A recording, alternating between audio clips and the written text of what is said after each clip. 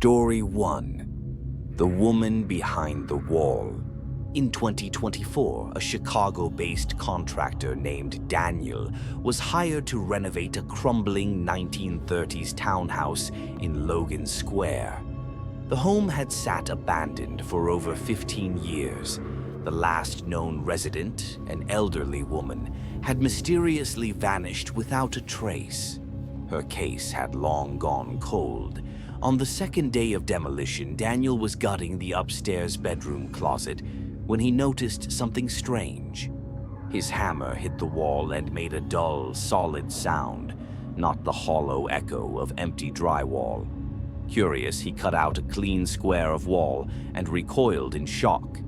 Behind the drywall, stuffed between two wooden studs, was a human corpse, mummified, wrapped tightly in an old floral bedsheet. The authorities were called immediately. The remains were identified as the missing homeowner. But the most disturbing discovery came later.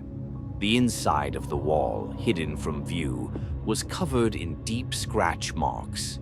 Dozens, maybe hundreds of them. Not just on the drywall, but into the wooden frame itself. Whoever had been inside that wall had been alive. Even worse, the body was positioned facing outward, as though she had been looking into the room when she died. The autopsy ruled the cause of death as suffocation. There were no signs of forced entry, no fingerprints, no suspects. Daniel quit the job that same day. He never returned to the house, and to this day, no one knows who sealed that woman in or why. Story 2. The camping trip that never happened. In the summer of 2018, 3 experienced hikers set out on a weekend camping trip near Mount Hood, Oregon. Caleb, the unofficial leader of the group, had planned the off-trail route carefully. They hiked nearly 5 miles into the forest, far from the nearest marked path, and set up camp. The first night was quiet, but the second was anything but. As they sat around the fire, they began to hear heavy, deliberate footsteps circling the tent. They shouted out, expecting maybe another camper, but received no reply. Then came the breathing. It started softly, deep, ragged, wheezing inhales and exhales, just inches from the tent wall. None of them slept that night. By morning, they packed up in silence and began the long hike back. When they returned to the parking lot, they were stunned. There were no cars, not even Caleb's truck. The entire lot was empty, as if no one had ever been there. They hiked until they reached a road and called for help.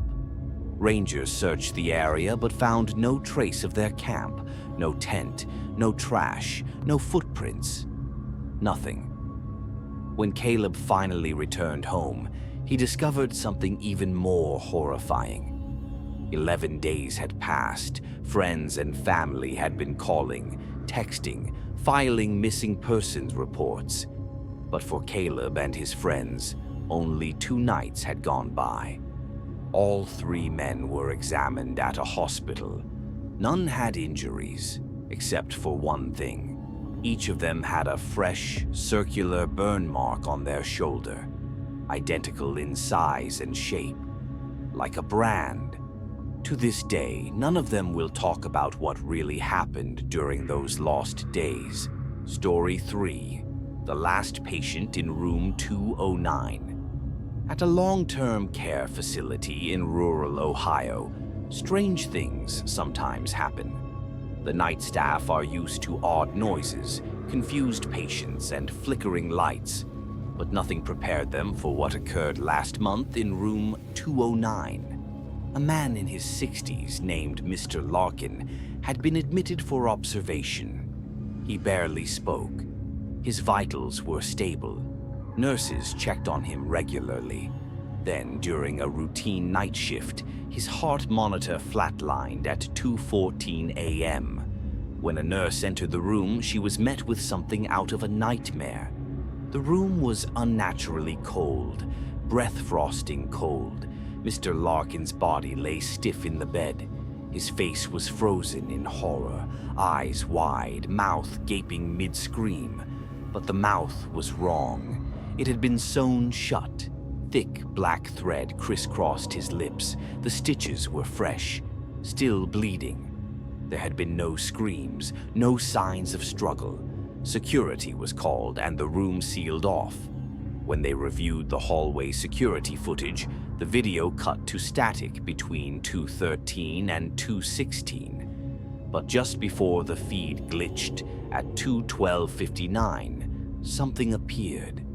A tall, blurry figure was visible just inside the doorway of room 209. No one had entered or exited according to the logs. The footage was deleted within hours. The staff were told to remain quiet.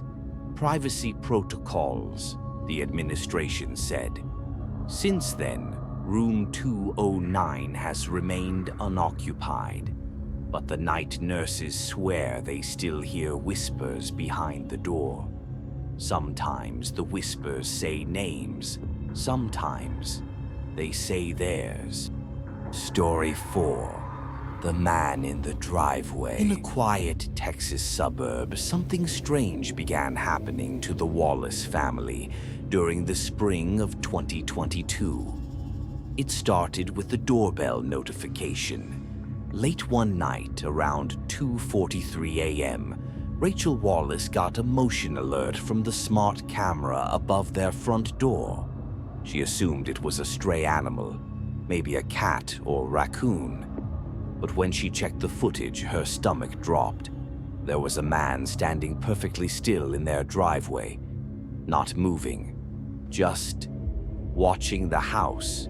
He was tall, bald, dressed in a dark hoodie and jeans. His hands were at his sides. No visible weapons, no car. Just standing there like he was waiting for something. Her husband, Mark, went outside with a bat. But by the time he opened the front door, the man was gone. The next night, it happened again. Same time, 2:43 a.m. Same man, same spot, still as a statue. Again, when Mark stepped outside, gone. No footsteps, no sound, no trace. They called the police, who checked the neighborhood but found nothing. No one else's cameras caught the man. Only the Wallaces. By the fifth night, Rachel noticed something even more disturbing. The man in the footage was getting closer to the house, just a few inches each night. By the seventh night, he was standing on the porch, directly in front of the camera. His face was finally visible, and it wasn't right. His eyes were too wide, too round. His skin was pale, almost gray. But the worst part? His mouth was open, stretched unnaturally wide like he was screaming, but there was no sound, just silence. His face didn't move. It looked less like a person and more like a mask carved from flesh. That night, the Wallaces didn't sleep. They sat together in the living room with the lights on, clutching knives and praying he wouldn't come back. But he didn't appear at 2:43. Instead, the doorbell rang at 3:07 a.m. When they checked the camera, there was nothing. Just a frozen feed, static. The police came again. Still nothing. No footprints, no door tampering, no evidence of any intruder. The Wallaces moved out 2 days later. But before they left, Rachel reviewed the archived camera footage one last time. In a clip from the first night, right after the man disappeared, there was a moment, just 2 seconds long, where the camera glitched, a blur of frames. She paused it, and her blood ran cold. In one single frame, just for a fraction of a second, the man wasn't standing outside anymore. He was inside the house, standing in the hallway, right behind her.